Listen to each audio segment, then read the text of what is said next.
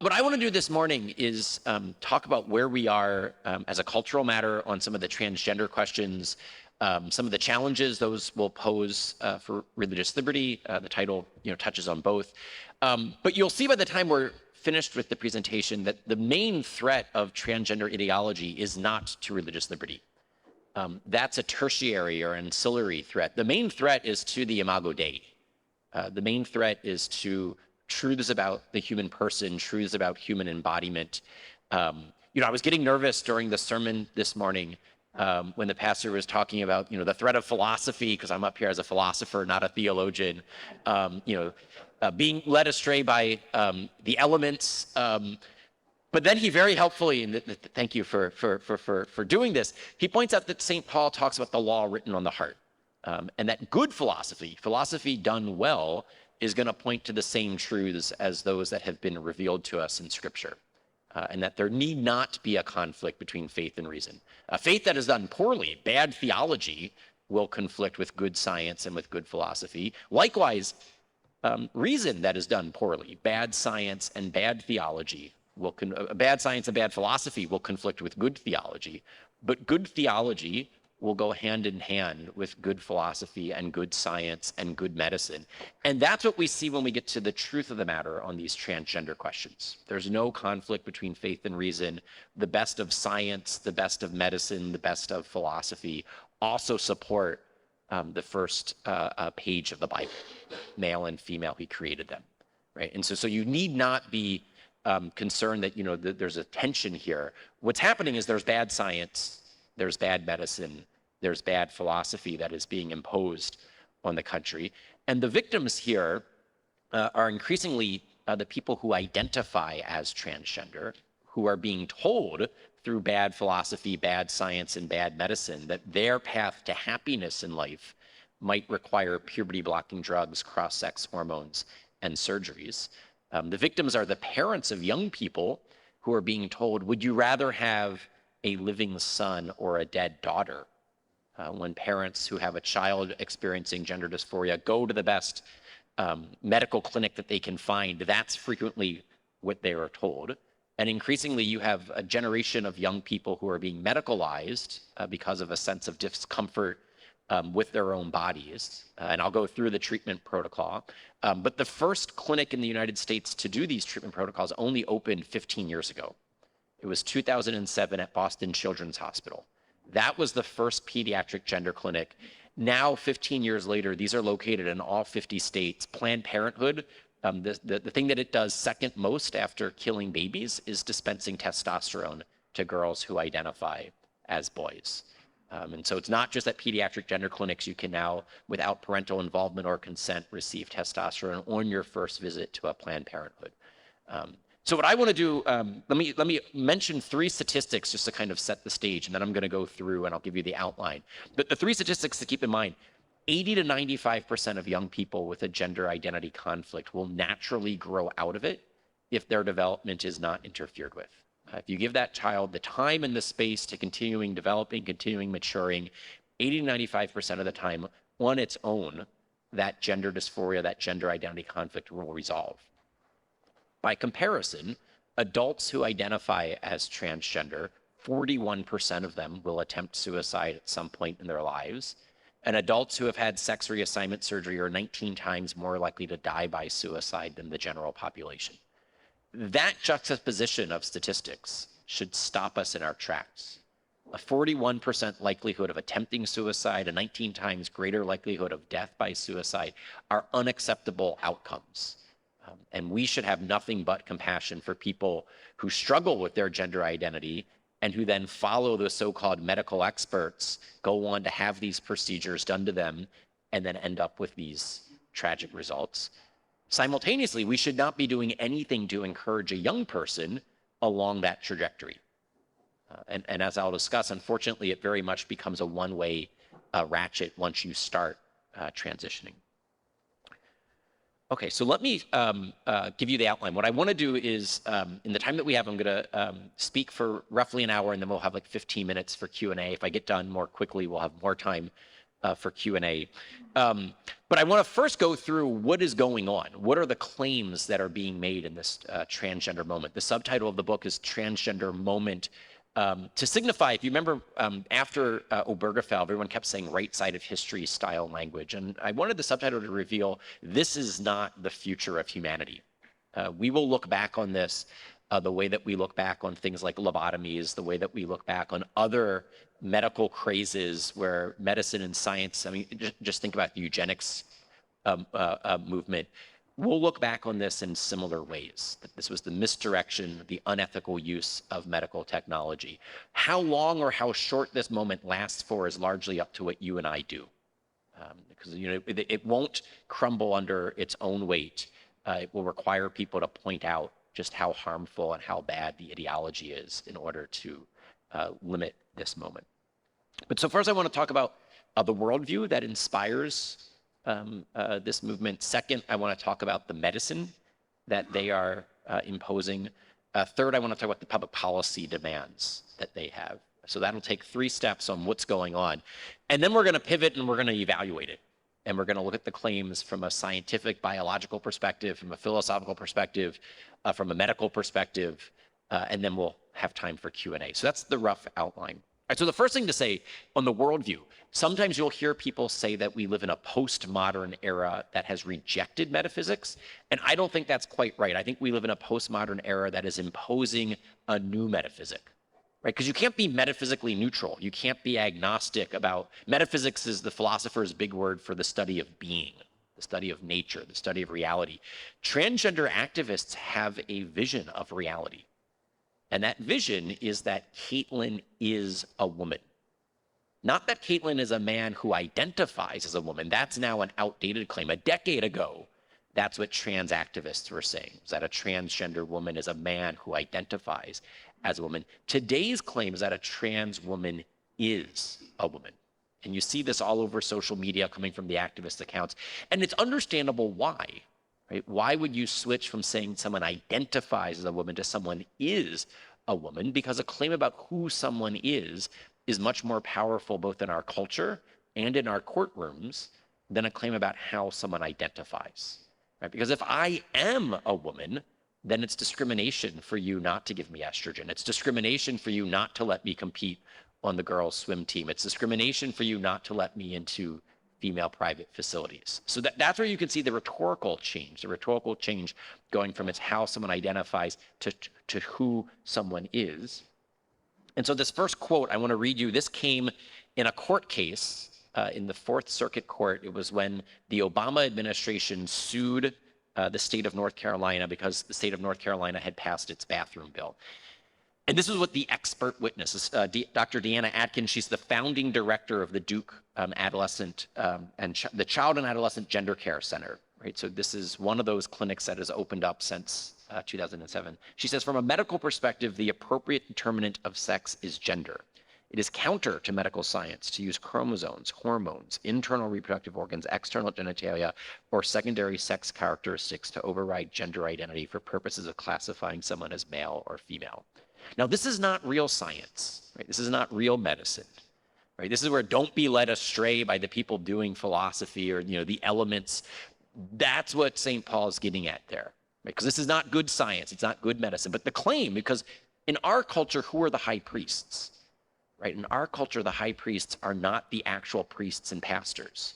In our culture, the high priests are the doctors and the scientists. People who wear a white lab coat have cultural authority, cultural credibility in a way that people who wear cassocks do not. And so the claim here, this is fundamentally a metaphysical claim, but she's dressing it up as a scientific and a medical claim, that from a medical perspective, the appropriate determinant of sex is to reject all of these aspects of objective reality and instead defer to someone's subjective identity. This is a remarkable claim, additionally, because if you think back to second wave feminists, the second wave feminists said that sex was merely biological and gender was a social construct. Now the claim is that your gender identity determines your sex. So rather than what the second wave feminists wanted to do is they wanted to separate sex from gender, transgender ideologues want to say that your gender identity is what determines your sex. They want to reunite them, but rather than with objective reality biology driving the chain, now your subjective identity actually now will determine reality. So that's the claim that's being made in courtrooms. It's also the claim that's being made in classrooms. And so some of you, I mean, you're young enough that if your parents hadn't sent you, I imagine that you're attending a Lutheran school just based upon the uniform. I don't know if that's accurate or not. But we have school students in the audience. Depending on where you go to school, this might be a graphic that you are indoctrinated with. This is the genderbread person. You can see that this is version 3.3. It was the most up-to-date version of the genderbread person when I was researching and writing my book. And what you'll see is it says that there are these 5 different spectra, right? There's gender identity, there's gender expression, there's biological sex, there's sexual attraction, and there's romantic attraction. And you as a young person need to figure out where you fall along all of these multicolored spectra, right? All of these arrows, there's an endless possibility because gender is both fluid and it's a spectrum. Your gender identity, your gender expression, even biological sex, you'll see they have arrows. And then your romantic attractions and your sexual attractions. None of these things are givens. None of these things are creational truths, natural truths. None of these things are just built into the human design, the human reality based upon how we're embodied as male or female. You as a young person need to figure out where you fall on all 5 of these spectrum. There's no inbuilt meaning, inbuilt teleology to the body that would then determine how you identify, how you express, where your romantic and sexual attractions ought to be directed. Right? This is a kind of choose your own adventure novel, but applied to your own embodiment and your own identity. The genderbread person, version 3.3, it's like the latest iOS operating system, still was not woke enough. So the genderbread person got in trouble. The new graphic is the gender unicorn. All right, and your reaction, this is telling me I'm speaking to a sympathetic audience, because your reaction should be the natural reaction, right? This graphic is ridiculous. But that's not the reaction of your children and your grandchildren. That's not the reaction of a captive audience at public schools, where this is being used in kindergartens, in grade schools. What does this look like? It looks like Barney the Purple Dinosaur. This is not meant to be persuasive to you or me. You and I see this, we roll our eyes, we kind of laugh at it. This is persuasive to your kids and your grandkids. It's meant to be colorful. It's a cartoon character. It's meant to capture their moral imagination to then catechize them. But rather than using the Westminster Catechism, the Baltimore Catechism, it's the Gender Unicorn Catechism. And again, you see the 5 different areas of identity. But what are the 2 big changes? First, the genderbread person looked like a gingerbread man. So this is no longer a male body type, right? It's actually revealing that they chose a mythical creature to embody their worldview. I mean, they didn't think this all the way through. But then second, you'll see the new politically correct phrase, sex assigned at birth, right? Rather than saying the previous graphic was biological sex, that's now a no-no. The new term is sex assigned at birth. Now, imagine a young person who might not quite feel comfortable in his or her own body, who has been catechized to believe their sex was merely assigned at birth, that their gender identity from a medical perspective is what determines their sex, that modern medicine can reassign sex, right? That child, when he or she's interpreting their own thoughts, their feelings, their struggles, that child's parent, that child's doctor, is going to respond radically different than someone who's been catechized with the book of Genesis, right? How your worldview is shaped, whether it's the gender unicorn that is catechizing you or it's an actual catechism, is going to shape how you interpret your own thoughts, your feelings, your beliefs. If you are convinced that you're created by an all-knowing, all-loving, all-powerful God, male or female, and that desires and thoughts that conflict with that, the problem is with the desires and the thoughts, not with creation itself. That's one way of responding. If you believe that gender or sex is merely assigned at birth, that your internal sense of gender, notice that it's a thought bubble with a rainbow, is where they're placing gender identity. then you're going to think that modern medicine could be the solution. And that's exactly what we see. So second part of what I want to get through is not just the worldview, because this is a very good graphic to embody the transgender worldview. That gives rise to a certain approach to medicine, because a certain vision of the human person opens up certain possibilities for modern medicine. And so it's a 4-part standard of care with respect to children. And that's where I want to focus just for right now, just because I think this is the most appalling of the abuses of medicine that are taking place. The first is known as social, the first step in the 4-part standard of care is known as social transition. A child as young as 3 years old can know their true gender identity, which could be at odds with the sex assigned at birth. And so that child should be treated in accordance with their gender identity. Be given a new name, a new pronoun, a new wardrobe, access to new bathrooms, locker rooms, and sports teams.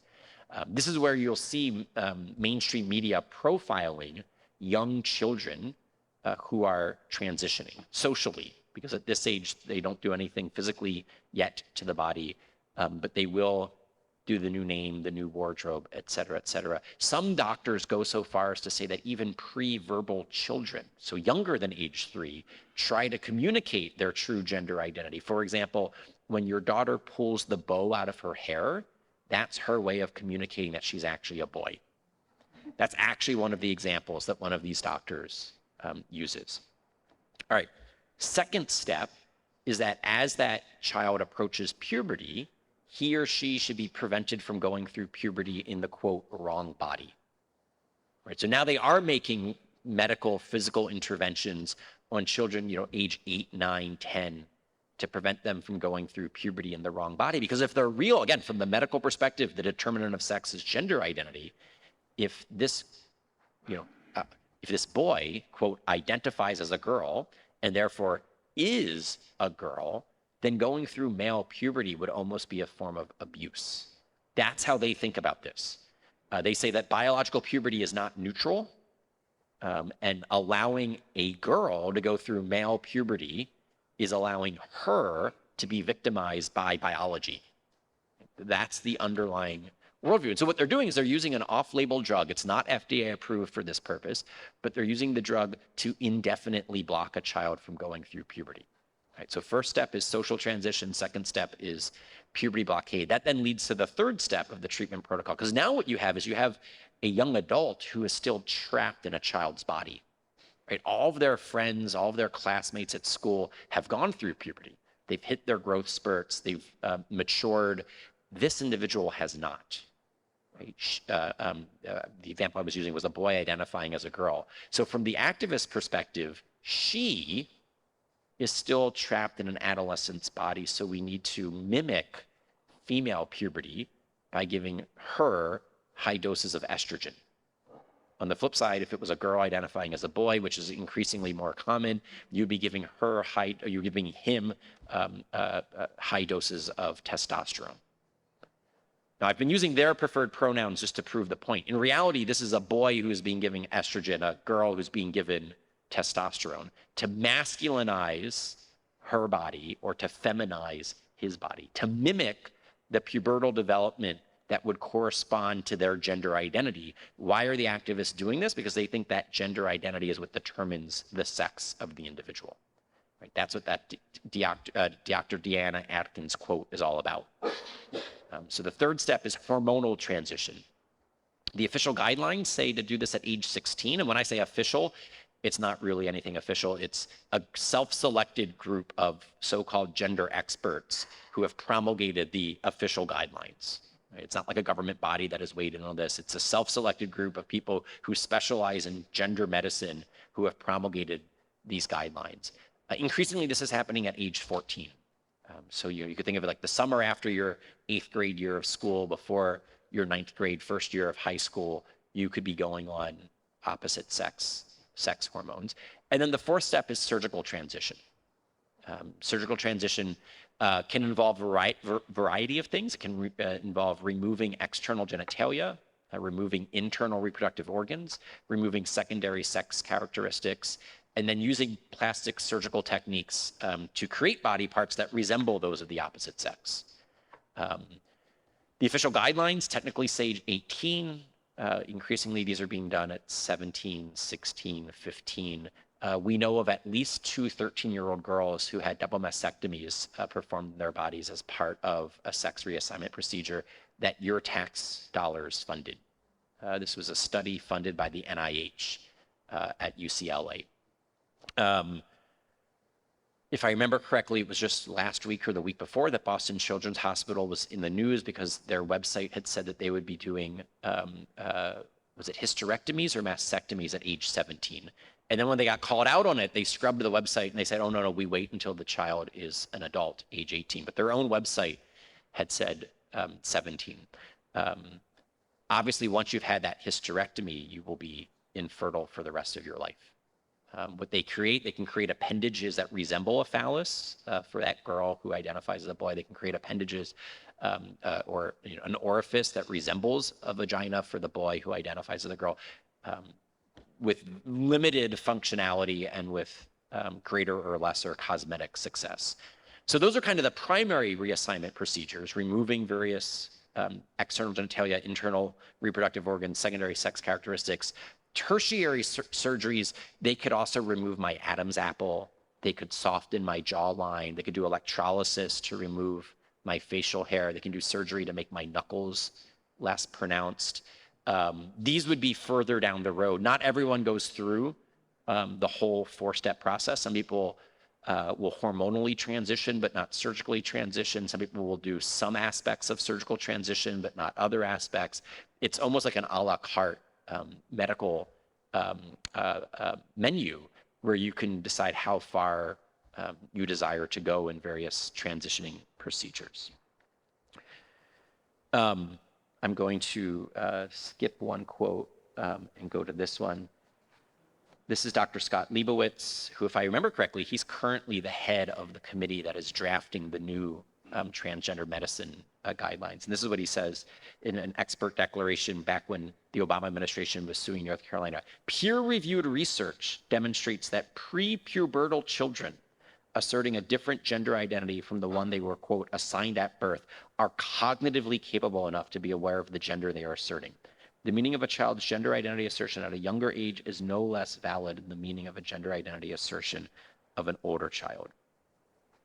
So this is what they're getting at. There's peer-reviewed research that shows that pre-pubertal children, so we're talking single digits for age, are, quote, cognitively capable enough to know that they're really a boy trapped in a girl's body or a girl trapped in a boy's body, or that they're both a boy and a girl or neither. Because remember from the gender unicorn, gender identity is a spectrum. The options aren't limited to male and female. The binary thing has been exploded so that you could be a boy, girl, you could be gender ambidextrous, you could be gender fluid, et cetera, et cetera. And unfortunately, there are surgeons who will perform surgeries where you would retain your original genitalia and then they would create something that resembles the opposite sex if you identify as both a boy and a girl. There are also surgeons who will make it so that you have no genitalia if you identify as neither a boy nor a girl. Ideally, these types of procedures would only be taking place after age 18. I don't know if they are happening to people under age 18, but unfortunately, I actually found a website of a doctor who was advertising this with pictures of the finished products. And these are pictures that once you see them, you can't unsee them. So I don't link to them and I don't provide the website address because I don't want to be encouraging this, but it's happening. And it's based upon this worldview. The gender unicorn worldview. Okay, all right, let me now talk, we've talked about the worldview, we've talked about the medicine, let me talk about the public policy, the law. And there's a lot we could say. I could give an entire day-long seminar on the legal aspects, public policy aspects, but let me just focus on four aspects. First is, what will be taught about sex, gender, and identity as the truth? Right? Will the gender unicorn, the genderbread person, be used at school? And that could be your Christian school. There are some Christian schools that have gone bad on these issues, especially the more elite, more college preparatory Christian schools. There are unfortunately lots of private schools that are on the moral, social, cultural things no different than public schools. And so you could use you could find the gender unicorn, genderbread person being used at a school that you think you're sacrificing financially, making a payment to send your kids there. It could be happening there. It could also be happening at the public schools, right? And we should care about both. Some families don't have the financial resources to opt out of the public school system. They don't have the wherewithal to homeschool. We should be just as concerned with those children and whether or not their minds will be indoctrinated with falsehoods, whether the genderbread person, gender unicorn, will be used to teach as if it's the truth. Right? So what's the curriculum going to be? Second is, how will access to sex-specific facilities and programs be governed? What I mean by this is if your school has separate bathrooms for boys and girls, separate locker rooms for boys and girls, separate sports teams, separate dorm rooms, and not just schools, this would also happen for prisons, would happen for a variety of either facilities or programs. Are you doing it based on objective reality, that there are physical differences, bodily differences that make a difference between males and females, and that's why we have different male and female facilities and programs? Or are you doing it based on subjective identity, where people who identify as a boy or a girl get to participate in the boys or the girls programs? The activists want the latter policy, so that Leah Thomas gets to win championship swim races competing against girls because Leah identifies as a girl, because therefore Leah is a girl according to this worldview. All right, so what will be taught? How will various programs be governed? A third question for public policy: will you be compelled to speak someone else's beliefs? This is where you're seeing various policies on campus for students, for faculty, in businesses, where you have to use someone else's preferred pronouns. You have to offer your own preferred pronouns. I mean, I think it's a mistake for any of us to say my preferred pronouns are blah, blah, blah, because it buys into the convention that pronouns are merely conventional, rather than that they reflect something objective. So I always encourage people to simply not participate in, listing your pronouns in your email footer or introducing yourself. Hi, my name's Ryan. My pronouns are he, him. Don't do that. By engaging in that, you're already you're reinforcing the bad worldview. But what we have seen is people have been fired from their jobs for refusing to use pronouns altogether. Right? In one case, it was a teacher who said, "Look, I'm not going to, quote, misgender the student, but I'm also not going to speak falsely. Because my obligation as a teacher, it would be an abdication of my responsibility if I were to use false pronouns when addressing the student, because then the student would think that I think he's now a girl, but then also all of the other students in the classroom would think that me, as the authority figure up front in class, believes that Johnny is now Sally and that sex can be reassigned." And so the teacher wasn't going to go along with that, thinking that it would be an abdication of his obligations, his responsibilities as a role model, as someone forming young people. ADF is litigating many of these cases. It's happened to philosophy professors.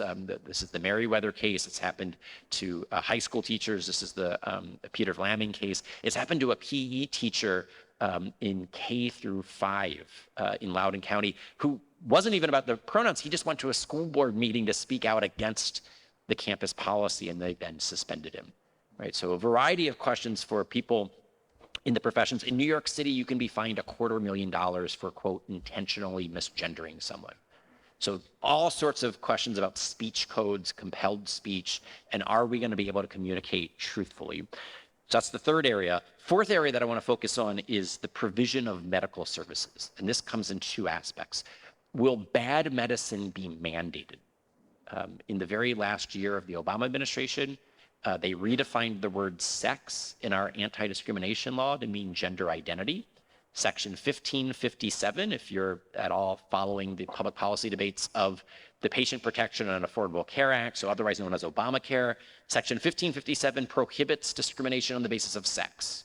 What Congress meant by that was that you can't have like gold star healthcare plans for your male employees, but like silver and bronze packages for your female employees. If you're the emergency room doctor, you can't treat all of the men first, but tell the women to get in line, right? You need to have equality between men and women, no discrimination on the basis of sex. The Obama people redefined the word sex to mean gender identity, and then they issued a regulation saying that all health insurance plans regulated under Obamacare would have to pay for sex reassignment procedures. all relevant medical facilities would have to offer them, and all relevant medical professionals would have to perform them. Meaning, if you're a hospital that, let's say you're a surgical facility at the hospital and you perform double mastectomies or hysterectomies in the case of breast cancer or uterine cancer, you would have to perform them in the case of a woman who wants to identify as a man. Otherwise, you're discriminating on the basis of that patient's gender identity. And gender identity is now being used as the stand-in for sex. Right, so what the medical doctors responded, well, look, we perform hysterectomies and mastectomies in the case of cancer because it's the medically appropriate response to a cancerous organ. But it's not the medically appropriate response for a woman who identifies as a man. It has nothing to do with, quote, discriminating on the basis of sex or gender. It's a disagreement, not discrimination, on what good medicine looks like for gender dysphoria. And so you're using our nation's storied civil rights laws that were used to prohibit racism and sexism and anti-Semitism and anti-Catholicism, various forms of discrimination that historically have plagued the United States. We have laws prohibiting those things. You're now using those laws, you're redefining the words in the laws to treat a disagreement that we have over what good medicine looks like as if one side of the disagreement is discriminating. Two Catholic hospitals currently being sued for refusing to perform hysterectomies on women who want to transition to live as men. Not because they're discriminating against those patients, but because they think it's bad medicine. It's actually because they care about what's best for those patients that they refuse to perform these procedures, and yet they're being sued. So that's one question here, is that will bad medicine be mandated? And you can see all sorts of consequences of what that will mean for Orthodox Lutherans who want to go into the medical professions. What this will mean for your schools in terms of the earlier things I mentioned, but what this will mean in terms of your parishioners who then want to have vocations, who do have vocations in medicine. Second part of this is, will good medicine be prohibited? 20 states plus the District of Columbia prohibit what they call conversion therapy. And by conversion therapy, they don't mean a discredited practice like electroshock therapy or something like that. They mean, time and tested techniques of psychotherapy, cognitive behavioral therapy, talk therapy, the bread and butter of what therapists and counselors do day in, day out, if the intended objective is to help someone feel comfortable in his or her own body without transitioning. So they're not prohibiting a technique that is abusive, they're prohibiting a desired outcome. And so if the desired outcome is you have a 10-year-old boy who identifies as a girl and you want to help that boy identify as a boy, that's considered conversion. If you give that boy estrogen, that's considered affirmation. Even more Orwellian, it's considered gender affirmation, right? In fact, the talk therapy that helps the boy identify as a boy is affirming his true gender identity, right? As God's created him, as he is embodied as male. And yet that gets the Orwellian label of conversion therapy, and it's banned in 20 states plus the District of Columbia. And yet in all 50 states, it would be legal. Actually, it used to be legal in all 50 states. Now Alabama has prohibited this for minors, but then a judge has struck down the law, so it's now in litigation. So unfortunately, in all 50 states, it still is lawful to perform these procedures, to block puberty, to give cross-sex hormones, to perform surgeries, even on minors, despite the attempts of Alabama to stop it. I want to mention two other things. I'm going to skip some slides just to get to this one here. Ultimately, the school environment must be set up so that transgender girls are treated like all other girls and transgender boys like all other boys. Remember what a transgender girl is. It's a boy who identifies as a girl. Right? This is the bottom line. This was a publication put together by the ACLU, so the largest left-wing law firm in America, the Human Rights Campaign, the largest LGBT organization in America, Gender Spectrum, which is a transgender organization, the National Center for Lesbian Rights, which is as the name describes it, and then the National Education Association, the largest teachers union in America. Those 5 groups partnered to come up with the guidelines Schools in Transition, a guide for supporting transgender students K through 12. The bottom line, you need to set up your school so that a boy who identifies as a girl is treated like all the other girls. The student's not actually a girl. This explains what's going on: bathrooms, locker rooms, sports teams. But then this next slide is what was most disconcerting to me as a father. Privacy and confidentiality are critically important for transgender students who do not have supportive families. In those situations, even inadvertent disclosures could put the student in a potentially dangerous situation at home. So it's important to have a plan in place to help avoid any mistakes or slip-ups. What they're talking about here, and they then have an 8-page checklist, is how to allow a student to transition at school without the parents knowing about it. Having 2 separate sets of files, of documents. So if you request your students' school records, they might give you the one with the given name and the actual sex, but they might have an internal set of documents with the new name and the new gender identity. You might drop off your daughter at school where she's dressed like a girl, but then she might go to a guidance counselor's office where there's a second wardrobe waiting for her to change clothes to identify as a boy, et cetera, et cetera. That's what they mean when they say an accidental slip up, meaning respecting parental authority, parental notification, parental rights. And instead, the plan in place is the privacy and the confidentiality of the student, not the parents. Right? So it's important to see that what's going on is that many times the schools are inserting themselves in between the parent-child relationship. Okay, this is all decently depressing, and I apologize. It's unfortunately, it's reality. This is what's going on. And so, I didn't want to shortchange you on letting you know what's going on. But now I want to pivot. We're about halfway through, so I want to evaluate what's going on. How should we think about this? First thing to say, and actually it was, this heresy was mentioned this morning in the sermon. The root of much of this is Gnostic dualism. If you remember the ancient heresy of Gnosticism, it's the real self is something other than the body. I'm a ghost in a machine. I'm a spirit that just inhabits the body. I'm going to be liberated from the body from both a faith perspective and a reason perspective, right? So both from good philosophy, good biology, and good theology. We are not ghosts and machines. We are not trapped in a body. We are bodily beings. Right? You can think about this theologically. This is the importance of doctrines like the incarnation, the resurrection of the body. Like the real me is not something other than my body. The real me is a unity of soul and body, matter and mind. Body and soul, mind and matter, these things are co-principles of a single reality. And this is why it's so important to emphasize the resurrection of the body. It's so important to see that Jesus was not just playing dress up. Right? He became flesh. Right? It's not that he inhabited flesh. He became flesh. We are bodily creatures. And therefore, and this is also, I just highlight, this is also at the heart of both the abortion debate and the gay marriage debate. Right? Are our bodies just vehicles that we give expression to the real self? Therefore, the unborn child in the womb doesn't yet have a real self. I imagine Carl Trueman will speak about some of these things next year. His book on the rise and triumph of the modern self is simply outstanding. But in the abortion context, what they want to say is, yes, it's a human being, but it's not yet a human person. Because the person is the center of consciousness, it's the center of desires, and that, while you might have a physical creature there, it's not yet our equal because it's not yet the higher personal self. And then in the marriage debate, the plumbing doesn't matter. You can't really have bodily union. All you can have is a union of people understood as the spiritual, romantic, emotional union. And then how they use their bodies to give expression to their love is ultimately immaterial.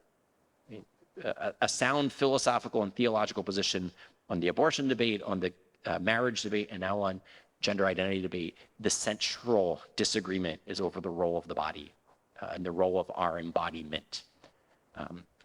Okay, so if that's true, and I think it is both philosophically and theologically that we're embodied beings, that the body is part of our personal identity, then how do we think about sex? Sex is a bodily reality. There are two sexes. It's a binary because there are two ways of being organized with respect to sexual reproduction. This is true not just for humans, but it's true for all mammals. Right? We're a special type of animal. We're a rational animal. We're a personal animal, but that doesn't stop us from being animals.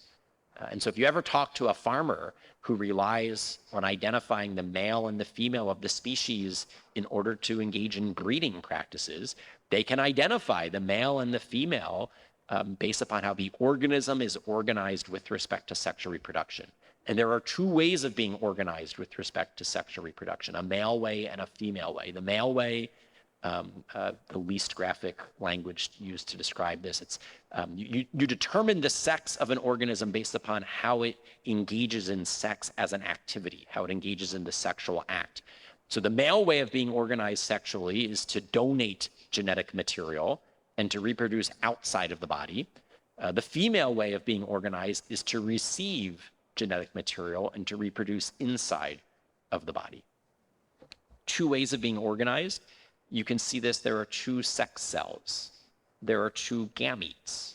There are two genitals. There are two reproductive organs. There are two reproductive systems. What I mean by this is there's XX and XY. There's sperm and egg. There's penis and vagina. There's testicles and ovaries. There's not a third gamete. There's not a third genital. There's not a third reproductive organ. Nor is there a spectrum between sperm and egg. Nor is there a spectrum between penis and vagina, a spectrum between ovary and testicles, right? This is why we can say it's a binary and it's stable rather than saying it's a spectrum and it's fluid. There are disorders of sexual development. Human beings, just like we could think of a disorder of respiratory development, lung disease, disorder of cardiac development, heart disease, there can be disorders that take place in utero with the development of a sexual reproductive system, where you could have vestigial organs of the opposite sex. You could not have a fully developed sexual reproductive system, but you don't have people who are both male and female. You don't have people who are neither male nor female. You don't have people who are a hybrid. I think the talk about hermaphroditism is used to actually try to muddy the waters on this. The last 10 pages of chapter 4 of When Harry Became a Sally just goes through case study after case study of how doctors diagnose and treat disorders of sexual development.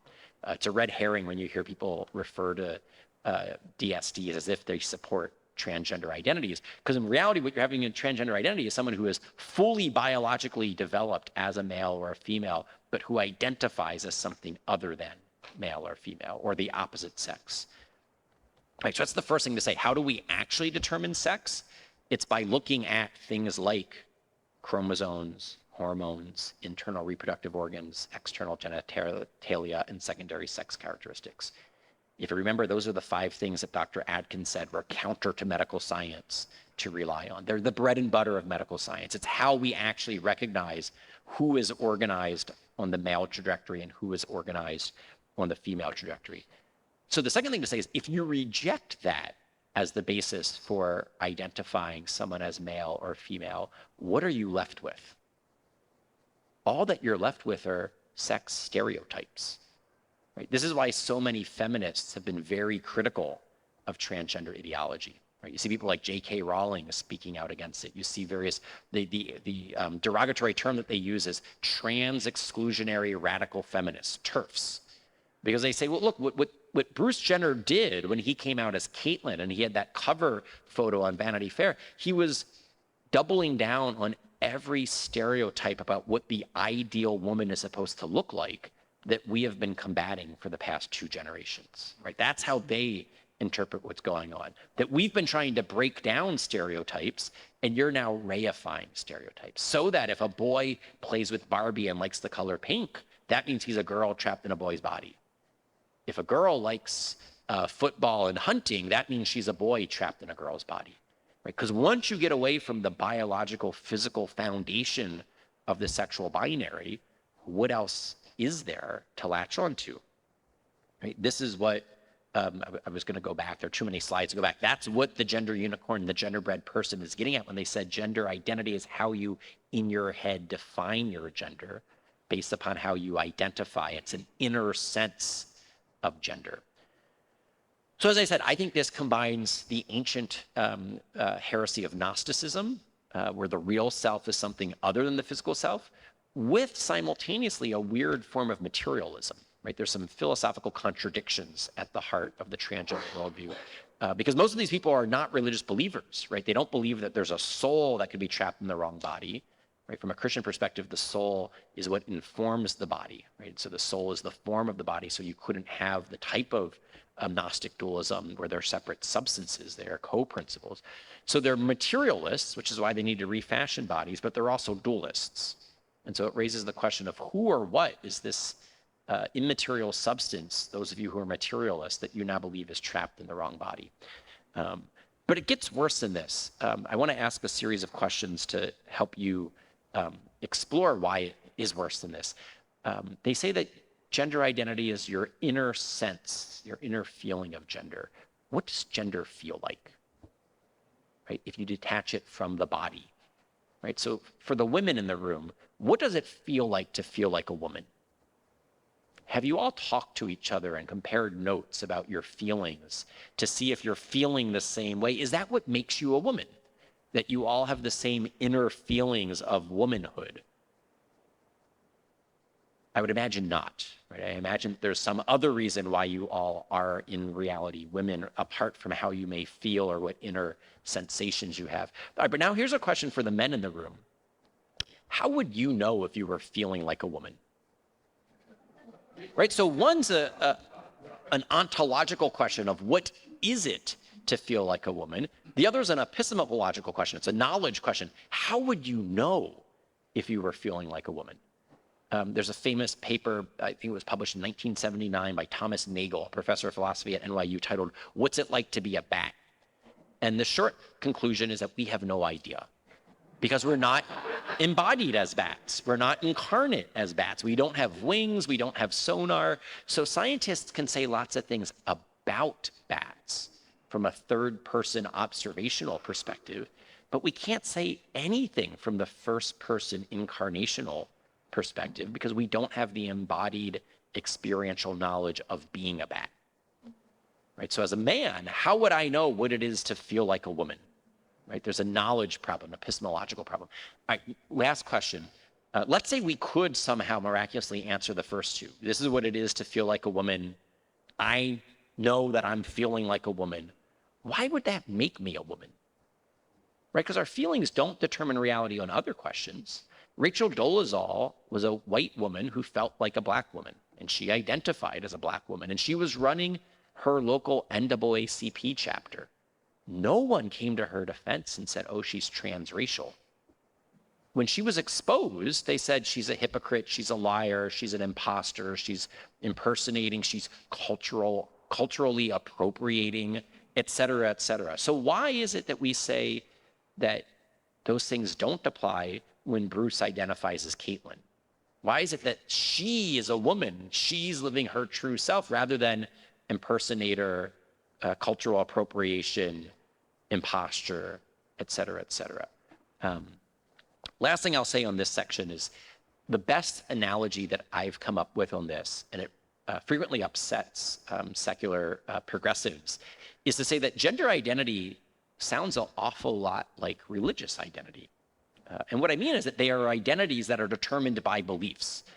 So a Christian is someone, I identify as a Christian because I believe Jesus is the Christ, right? Someone identifies as a Muslim because they believe Muhammad is the prophet. But here's the reality. Jesus either is or is not the Christ, regardless of what any of us believe.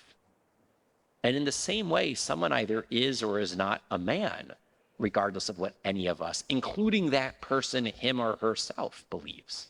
So in the religious life, the entire point of prayer and discernment and fellowship and worship is to align our beliefs, our thoughts, our actions with the truth about God. Right? Why do we go through discipleship? Why do we go through discernment? Why do we go through prayer? It's to line ourselves up with God. Right? More accurately, from a theological perspective, it's to cooperate with God's grace, right? To get rid of false beliefs about God, get rid of false bad actions with respect to God, right? We're trying to follow God. We're trying to align our thoughts, our feelings, our beliefs, our actions with the truth about God. This is why people convert, right? This is why people engage in discernment, trying to discover what is the truth about God? What does God ask of me? What does God require of me? Why would it be any different for gender?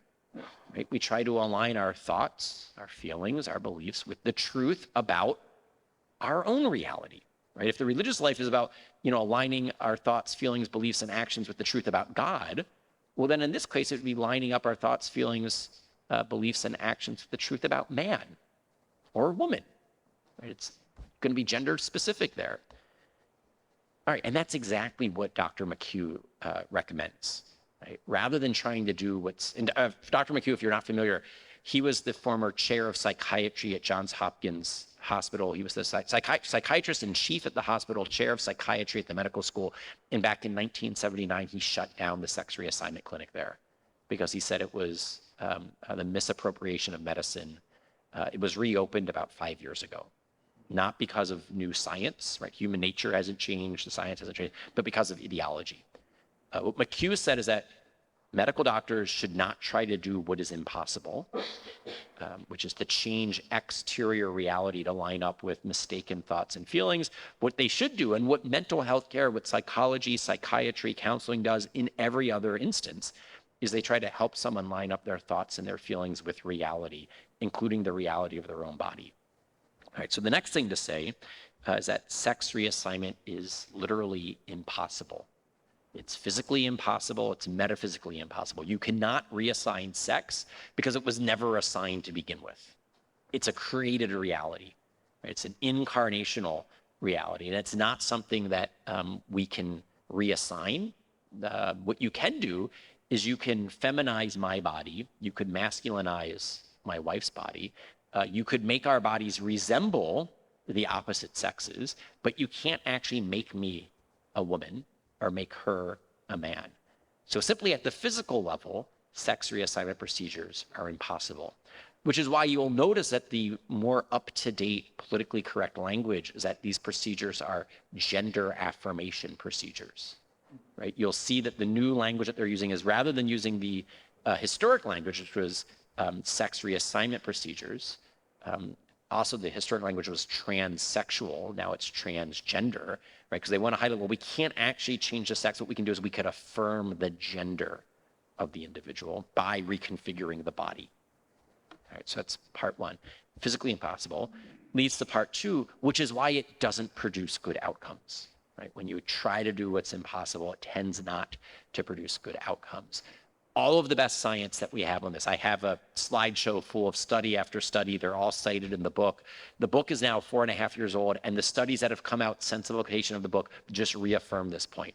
The best studies that we have using large data sets and looking throughout time show that sex reassignment procedures do not bring the healing, the wholeness, and the happiness that the patients are looking for. Dr. McHugh cites the study that I mentioned from Sweden, which shows a 19 times greater likelihood of death by suicide. That was a study that was published a couple of years ago. There's now a more recent study based on census data, population-based data. So it wasn't even a sample. It was published halfway through COVID. No, it was published at the beginning of COVID to great media fanfare. And it said, world's largest data set ever shows that surgical, I forget how they phrase it, but more or less what the claim was that was like surgical reassignment procedures improved the mental health of patients who received them. 7 different teams of researchers wrote letters to the editor of the journal saying, you're analyzing the data wrong. This is not what your own data show. A year later, so halfway through COVID, the editors of the journal issued a formal correction. The authors of the article published an update showing what the data accurately interpreted actually shows, which is that neither hormonal transition nor surgical transition showed any improvement on a host of indices. Actually, of every indice they were measuring, there was no improvement. And on several of those indices, things actually got worse. It's the largest data set that we have.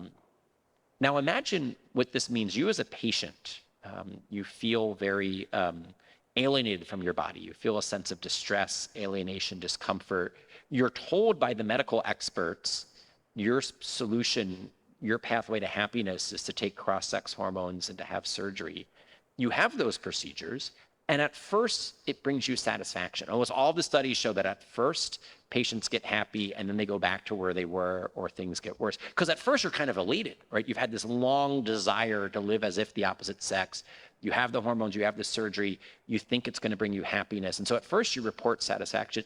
And then over time, you realize it hasn't addressed the underlying cause, right? Because the underlying cause, it wasn't a problem with your body, right? Why were you suffering anxiety, depression, suicidal thoughts, substance abuse, alcohol abuse? And the surgical change hasn't made it any better, and in some cases could make it worse. The phrase that Dr.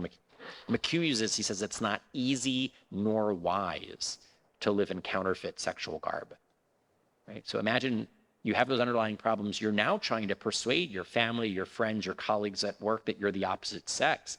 And that's an additional challenge, right? Even in the most supportive of environments, you still feel that you're not quite adequately passing as the opposite sex because you're not the opposite sex. That's where you then see it's 10 years after reassignment that you start to see the spikes in negative outcomes. I am going to skip ahead to one quote because here we go. The study identified, this is from the Obama administration in 2016. The study identified increased mortality and psychiatric hospitalization compared to matched controls. The mortality was primarily due to completed suicides, 19.1-fold greater than controlled Swedes. We note mortality from this patient population did not become apparent until after 10 years. Right? And so many of the studies that only have the 1 or 2 years after surgery, and that's during the honeymoon period, they aren't showing the long-term consequences. This here, where is the right quote? Sorry, because I'm reading on my laptop. One of them points out, oh, here we go, halfway through. So halfway through where it says after. After careful assessment, we identified 6 studies that could provide useful information, right? So each time you hear the media say that there's a consensus on this, in 2016, the Obama administration, when they did a literature review, said only 6 of them could provide useful information. Of these, the 4 best studies that assessed quality of life before and after surgery using validated metrics did not demonstrate clinically significant changes or differences in psychometric test results after GRS, gender reassignment surgery. So to translate that into English, imagine that you are suffering enough that you come to believe that hormones and surgery is your best path to happiness in life. And then the best studies that the Obama administration could identify show no clinically significant changes in your psychometric test results, right? These patients are victims. Right? That's why I wanted to open to say, I'm going to have some harsh things to say about the activists, about the people pushing this ideology. The people undergoing these procedures are being victimized. A couple other things to say, and then I want to get to your questions. Everything I've been saying, much of what I've been saying so far is like historically, where you have someone who feels a sense of gender dysphoria, discomfort in their bodies. With young people, there's a phenomenon that is being referred to as rapid onset gender dysphoria, where frequently you will have a cluster, a friend group at school where all of them will come out as trans or more commonly non-binary, gender fluid at the same time with no real history of a gender identity struggle. And it seems like something else is going on here where this is an identity that someone can latch onto as a coping mechanism for some other psychosocial struggle that they're going through. There's a 4,400% increase in high school and college age girls and women identifying as boys or non-binary. So it's a sexed phenomenon.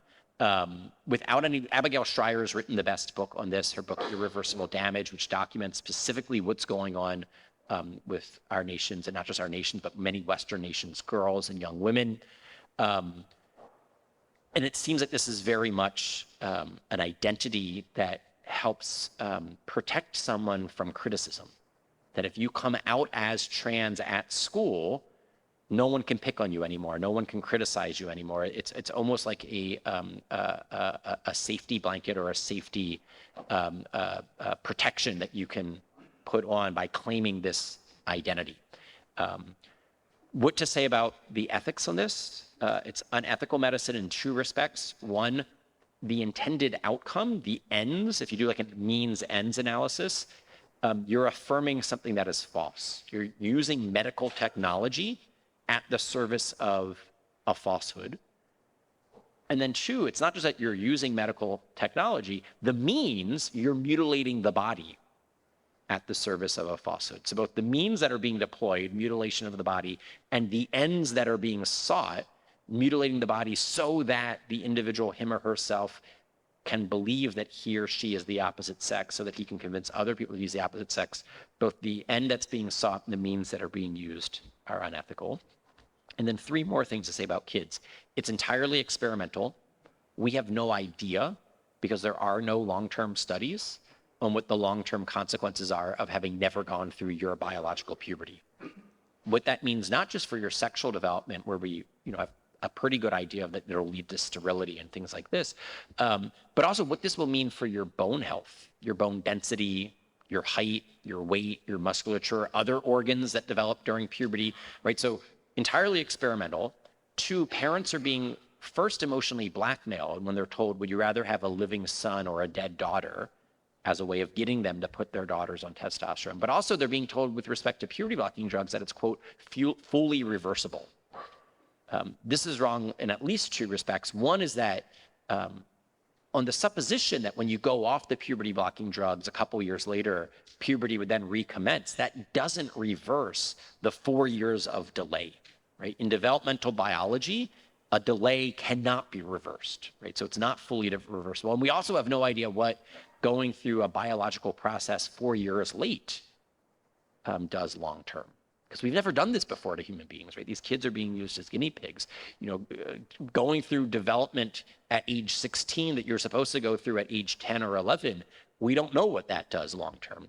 But then second, we also don't know if normal puberty would recommence when you go off the puberty blocking drugs after a certain amount of time, because virtually 100% of the children placed on puberty blocking drugs go on to cross-sex hormones. Parents are told that it's a pause button.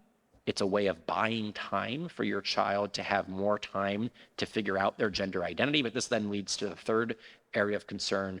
It seems to be a self-fulfilling treatment protocol.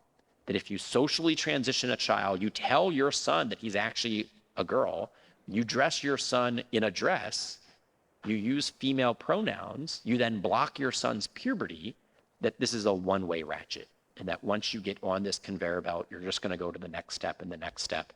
And this is why virtually 100% of the kids placed on puberty blocking drugs go on to cross-sex hormones.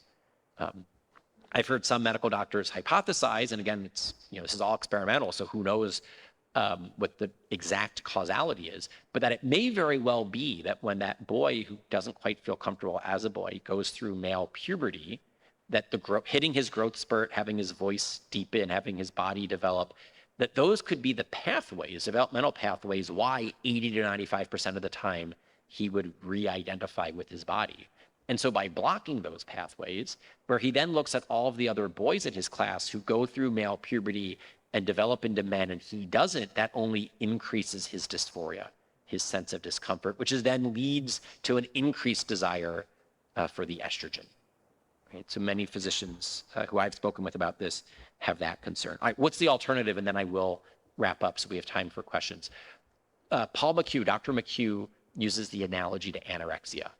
And he says no physician would prescribe liposuction for a high school girl struggling with anorexia.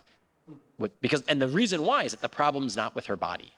Right? The high school girl has false beliefs, has inaccurate feelings that are not bringing her in touch with reality when she thinks she's obese, when she thinks she's unattractive, when she thinks she's overweight, or she just has struggles with eating control, and eating disorder and a body image problem can be separate entities to treat with separate etiologies, separate underlying causes. What a good therapist does is say, in this particular case, because no 2 patients are the same, because no 2 people are the same, in this particular case, why is this young lady struggling with anorexia? What's the underlying cause? It could be a bad boyfriend. It could be an abusive sexual relationship. It could be an overbearing mother. It could be a school environment. Who knows? I just rattled off half a dozen different possible ways that a young person could. I mean, sometimes it's keeping up with the Joneses. Eating disorders are more common at all girls' schools than they are at co-ed schools. It could be the result of an older sibling that you're trying to keep up with. It could be the result of a boyfriend who says things, I wish you were thinner, whatever. A good therapist tries to identify what the underlying cause is, and then they direct any interventions at that cause. This is what physicians historically did with gender dysphoria. First, it was a practice known as watchful waiting, where you wouldn't affirm the transition. You would just give the child time and space to keep maturing. And then you would gently talk to the child, not in any type of conversion therapy guise, but ask, what is it about being a boy that makes you uncomfortable? What are the expectations of manhood that you find distressing? Like, what is it either that you're trying to escape from, or something about this that you find attractive with the other sexual identity? And then you address those things. It's the second half of chapter 6 of the book. I just go through a bunch of clinical examples from a clinic in Toronto that was treating minors without reassigning their sex. One of the cases, a boy's being bullied at school.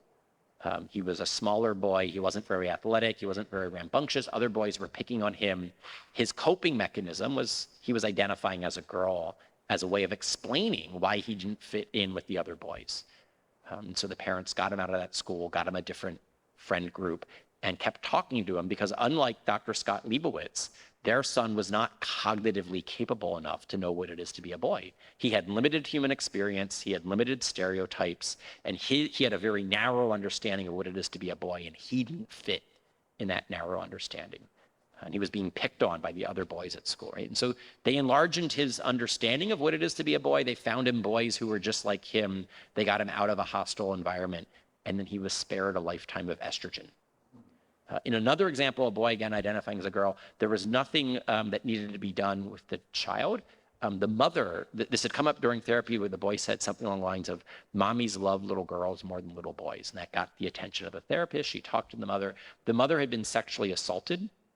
The mother had never received the healing she needed. And as a result, she couldn't be as physically affectionate with her son as she was with her daughter. Her son was identifying as a girl as a way of trying to get his mother to be more affectionate with him. So there, the intervention had nothing to do with the child. They got the mother the healing she deserved. And then she was able to be equally affectionate with her boy and girl. That's how McHugh and other medical professionals who I look to on this issue think that medicine should be practiced in these cases. You give the child the time and the space to continue developing. You don't try to coerce them into identifying with their bodies, but you talk to them about what the underlying anxieties are. You help them enlarge in a better self-understanding of masculinity and femininity. You give them the time to reconcile these things, but you certainly don't affirm falsehoods. You don't block their puberty. You don't mutilate their bodies. All right, with that, I'm gonna stop. We do have some time for questions. It looks like there's a microphone that Pastor Greg has, so I think he will bring it around to people.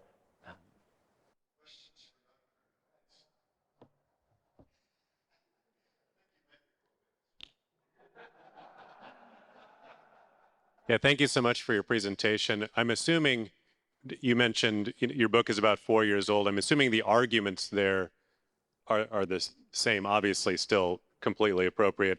And then you mentioned, just since then, the studies continue to confirm that. Is there an easy place, do you have a website where you give us access to these later studies and maybe summarize them, or is there something like that? Great question. Yes. So the book, it's been 4.5 years, and I think the book has just been vindicated time after time after time. So I would still recommend the book. To my mind, there have been other books written that I think are better on specific subtopics. I think Abigail Schreier's is much better when it comes to rapid onset gender dysphoria, teenage and college-aged women. But then there's a lot that her book doesn't address. So I still am a fan of my book, But I say that somewhat tongue-in-cheek, but just in the sense that what I set out to do in the book was not just to rely on the latest study to show what's wrong with this, but was to really get what's going on underneath. What's the worldview? What's the ideology? Because I don't think we need the latest study to understand what the reality is, right? And so it looks at the philosophy, the science, the medicine. Some of these more recent medical studies is helpful for persuading people who don't see the underlying realities. But I think what's most important for us, especially as Christians, is to see the creational norms and to look at the natural law, to look at the philosophy, look at the science, in addition to some of the more recent medical studies. And so that's what I try to do in the book, is actually explain, here's what's going on. Here's why there is a certain logic to what's going on, right? It's a bad train of logic, but the other side isn't utterly incoherent. They actually have some reasons why they think what they think, and then here's what the alternative is, and systematically. In terms of the more recent studies, there's a great organization that has been founded maybe 2 or 3 years ago now called the Society for Evidence-Based Gender Medicine. The acronym is SEGM. They have a website and they have a Twitter account, and they're very active in debunking a bunch of the bad studies and promoting the truth on this. And then another one of my colleagues at EPPC, Mary Hassan, a couple of years ago created a project housed at EPPC titled the Person and Identity Project, and it's explicitly geared towards churches. The specific focus is Catholic churches, but here there's no daylight between Lutherans and Catholics. There's no daylight between the broader Reformation and Catholics, Southern Baptists, Presbyterians, Anglicans, Lutherans, Catholics. On these issues, if you're biblically orthodox, so some of the, depending, you guys are a Missouri Synod, right? Some of the other branches of Lutheranism, there might be some daylight, right? But for biblically orthodox Christians of whatever, pre or post-Reformation and which strand of the Reformation, we see eye to eye on these because these are all like anthropological creational norms. And her website goes through the theology of this, and it goes through the most recent studies that would be helpful for pastors when they're preaching on this to show that everything goes hand in hand. And so that website's Person and Identity, either .org or .com. But if you do a search for it, it'll pop right up. Is there someone?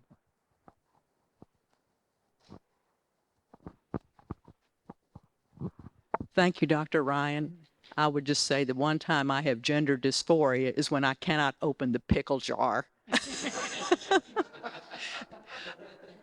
I believe Dr. McHugh had indicated that he thought a lot of this would finally start to go by the wayside when the lawsuits come out. And if you could speak to anything you can tell us about the lawsuits. Yeah, so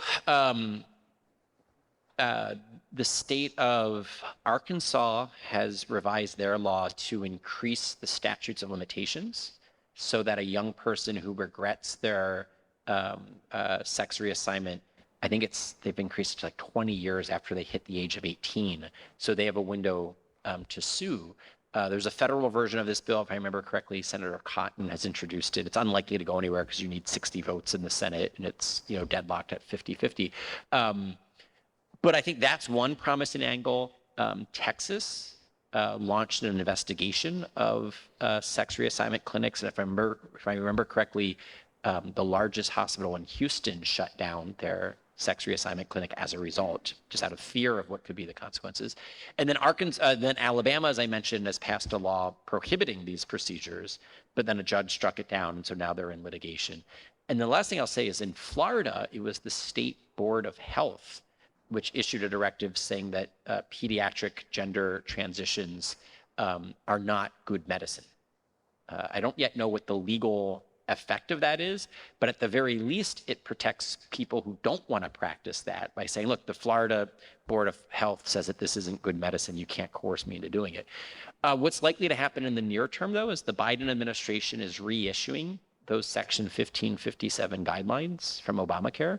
And so you're going to have the federal government going up against state governments. And I like the Florida Board of Health going up against the Biden HHS because the Florida Board of Health actually has authentic science and medicine on its side, and the Biden people don't. And I think that's something that we can lean into. But then I think McHugh is right that unfortunately, when I mentioned the title of the book is transgender, subtitle is Moment, there will be a cohort of increasingly young women who were transitioned as children, as teenagers, who in their 20s and 30s come to regret it. Already some are speaking out, and they are much better spokespeople on this issue than I am. There are some very powerful young women who are speaking out on this. And I think as some of them bring lawsuits, that's where you'll see the reform. Because what's going to happen is you're going to have the lawyers saying, are we really willing to put the oncology ward of the hospital at risk because of the pediatric gender clinic? And then it's going to be the insurance companies that have to insure against these malpractice lawsuits, the lawyers who are very risk adverse. And then that's going to give cover to some of the physicians who know better. I've talked to doctors who know that this is bad medicine. and they've asked me to never mention their name publicly for fear of losing their jobs, right? Because right now the other side's in power, but as things start to change, it gives cover to those doctors to speak up a little bit more, et cetera, et cetera. So unfortunately, like the moment is not ending immediately, but on this one, I'm hopeful. And I think that within my lifetime, the truth will win out on this issue. And hopefully it's early within my lifetime, not later. One final question. Dr. Anderson, thanks so much.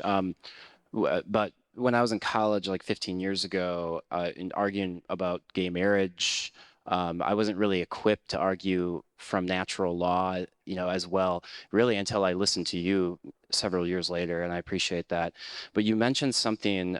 You talked about like the high priests of science, which I thought was bang on, and then like Gnosticism. But there's also that kind of secular modernist materialism, and it seems that postmodernism is kind of deconstructing all that. And so this separation of kind of ghettoizing theology into it's like you can't, that's just your religious belief kind of argument. Do you see this as sort of a silver lining opportunity where this is kind of breaking down, where we can now start to engage the culture in a more straightforward theological, spiritual manner? Yeah, great question. I think yes and no. And what I mean by that is that some of our allies are very limited, tactical allies. I mean, I think some of the trans exclusionary radical feminists, people like Andrew Sullivan, like they're willing to say it's unfair that Leah Thomas is competing against women. They're not willing to say that it's a bad idea for Bruce to be Caitlyn. They're not willing to say that we shouldn't redefine marriage. They're not willing to say that the baby in the womb is a baby, right? So it's a limited, alliance. I wrote a review of a book by one of these feminist critics of transgenderism, and I pointed out that, in the book, she was like, I was never more proud to be Irish than when Ireland redefined marriage and when we voted to legalize abortion. And I was like, well, wait, so if you're going to deny biology of the baby in the womb, and you're going to deny sexual complementarity for marriage, but you want to say this far and no further, there's actually, you're going to have limited success there. I mean, it's how can you say biology doesn't matter when it comes to the baby in the womb? Biology doesn't matter when it comes to sexual complementarity for spouses, but biology all of a sudden matters when it's your ox that's being gored, right? And so that's why I think there's, some limited allies there. But that as a result, I think that where I see hope for the larger question is there are a lot of young people entirely disillusioned by the sexual revolution. And I think it's a larger reality, not just the gender dysphoria aspect. And I think no one has written more profoundly on this question than Mary Eberstadt. And if you're not familiar, you should invite her for 2 years from now. But Mary would be a great speaker as well. You just look at the past 2 generations post-1960s, this has not led to human flourishing. Right? Sexual revolution has more or less damaged everything it's touched. And I think that's where there's an opportunity to actually preach a more humane vision. I think the theology of the body was like a generation too soon. We actually we need it now.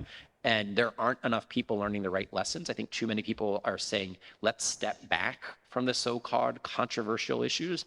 Whereas I actually think like this is the moment to be speaking in to them, because young people are looking for something more solid.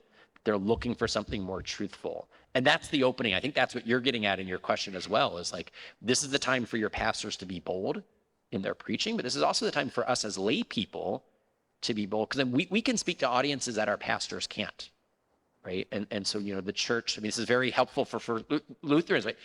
There's a priesthood of all believers. It's important that we're doing our role as lay people in evangelizing, and it's going to look different depending on what our vocations are, and so how I do it might look different than how you're doing it, but I think now is the time to actually double down on this, not say, well, let's talk about something else, right? Because the culture is asking these questions. Are we going to be providing the sound answers? All right, so with that, I think we're out of time. I have a flight to catch, so I'm going to make a quick exit, but thank you guys.